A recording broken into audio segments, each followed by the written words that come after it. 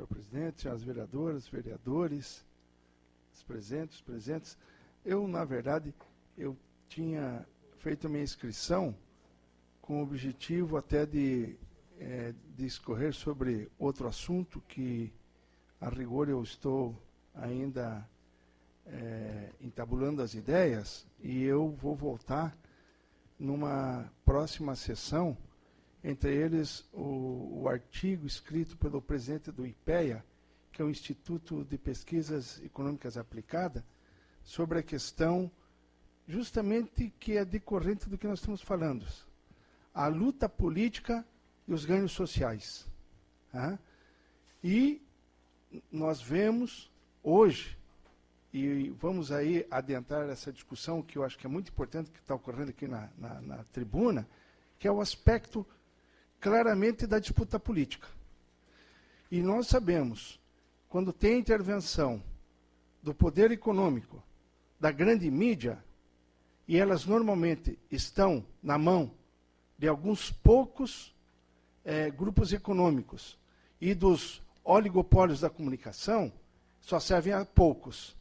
E essa agenda extremamente conservadora, que está sendo submetida hoje, não só à sociedade brasileira, mas Latinoamérica, em última análise, não tenho dúvida, nenhum de vocês, quem perde a rigor são os de baixos, os despossuídos, e quem minimamente conseguiu pelo menos uma vida digna para sobreviver nos dias atuais.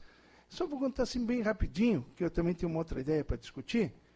Outro dia eu estava jantando num restaurante aí, com alguns colegas de trabalho, e duas pessoas, tal, mesa ao lado, conversando, o vereador Sanderson. E chegou o dono do restaurante e começou a ironizar. Oh, aqui tem Bolsa Família. Ou aqui tem Bolsa não sei o quê. Então, Bolsa Família não estou bem atualizado, e acho que o vereador Francisco tem falado muito bem ultimamente, ele tem lido várias questões aí do governo dos últimos 12 anos, e está em torno de R$70 por pessoa, o ganho e tal. Em termos de PIB é o mínimo. Mas essas duas pessoas, coincidência, chega a dona do restaurante, e mas distratando, aqueles vagabundos, não querem trabalhar, só vão fazer filho, não sei o quê. Sabem pouquíssimo eles que essa geração que recebe o Bolsa Família, a grande questão é para daqui 1 ou 2 gerações. Ato contínuo, vereador Telmo, passaram, coisa e tal, Bolsa Família, começaram a discutir o vinho. Discutir o vinho. Ah, não sei o que, tal, 210, está barato. Né? R$420, aqueles que pediram vinho.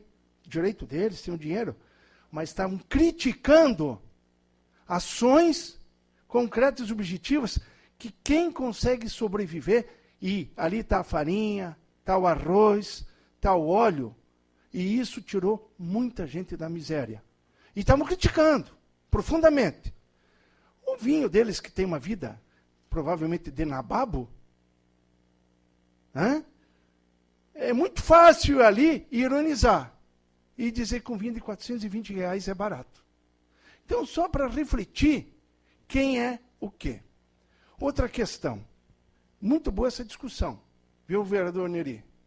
Mas, não tenho dúvida, muita coisa vai acontecer. Primeiro, concordo com o senhor que a tal reforma política, pouca coisa andou, se é que andou. Talvez o único fato concreto é que ele mexeu um pouquinho na forma de financiamento. O financiamento privado continua, através das pessoas físicas. O que não está permitido é o financiamento empresarial. Eu acho que isso aí vai ser já um certo ganho. Mas abrir essa janela 6 meses da eleição, ao meu ver, tá? Cabe uma avaliação, mas vamos em frente. Outra questão que eu andei sabendo, a partir de determinados números de eleitores, o Ministério Público Eleitoral, para cada candidato e candidato a prefeito, nos atos terão junto consigo, alguém do Ministério Público para participar de reuniões públicas, que tem que ser comunicados com antecedência. E as quais não forem comunicados com antecedência, poderão sofrer punições. E a gente sabe, e eu sempre já falei várias vezes, que falaram do PMDB, do PT, eu respeito todos os partidos, vereador Cluny, né? E eu fui presidente do PDT, né? PTB, que tem história, PR, PSDB. Agora, infelizmente, em Santa Catarina, junto todos esses partidos, não dá um pequeno percentual da força que tem o órgão de comunicação que manda em Santa Catarina, que manda no Rio Grande do Sul. Vocês vejam os últimos senadores e senadoras que foram eleitos no Rio Grande do Sul, e necessariamente foram ou são jornalistas daquele órgão de comunicação. E eu escuto, de vez em quando, as suas filiais aqui, mas eles desancam. Mas desancam quem tem mandato. O serviço público, uma hora porque gasta demais. Daqui a pouco, na próxima frase, porque falta professor, porque falta policial, porque falta médico, enfermeira. Aí virou porque o custo da máquina, porque o judiciário, porque o legislativo. Não por coincidência, outro dia eu estava escutando determinada figura que se diz muito importante na cidade, e nem mora aqui, e não é questão de moral não, mas faz a sua atividade associativa, porque empresarial é na capital, mas, olha, ele não elogiou nem um pouco, nenhum dos vereadores aí, talvez um ou dois. Na sequência, propaganda. Quem é o patrocinador daquele espaço? A associação que ele preside. Então, nós não temos opinião pública, vereadora Sandra. No Brasil, nós não temos opinião pública. Nós temos opinião publicada pelos poucos que detêm o poder econômico, o poder da mídia. Então, é nesse compasso que se dá a disputa política no Brasil. Eu, pessoalmente, é o seguinte, se o cara desviou uma agulha, independente de quem seja, tem que pagar. Isso eu acho que é consenso, a não ser aquele que desvia. Mas, fora disso, de A a Z, eu não vejo problema nisso. O que está em disputa no Brasil hoje é outro enredo. É a tentativa do silenciar da pluralidade democrática.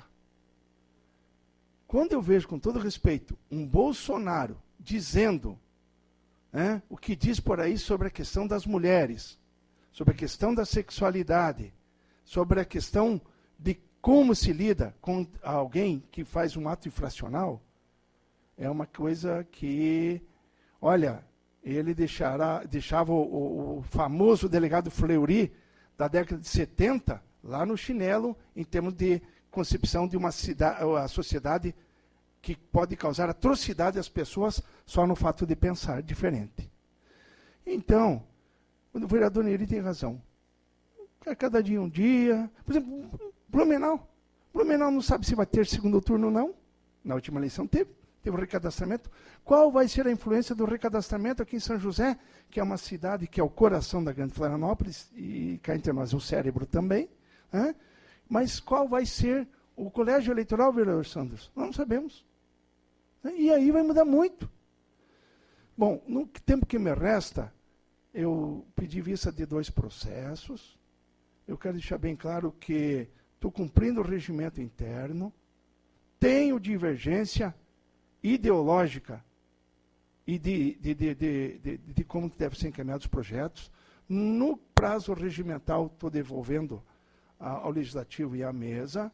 Agora, quero deixar, em nenhum momento, dentro das minhas possibilidades, eu gosto mais da polêmica, não tive muita possibilidade nesse ano, mas eu quero deixar bem claro, a minha divergência no campo das ideias e da atuação política, e da visão de mundo que eu procuro corresponder. Para ser simpático e bonzinho, eu não preciso agradar ninguém. Agora, eu falo para a pessoa e não da pessoa. E a divergência, eu vou tratar dentro do regimento e na tribuna, de uma maneira dura, mas saudável.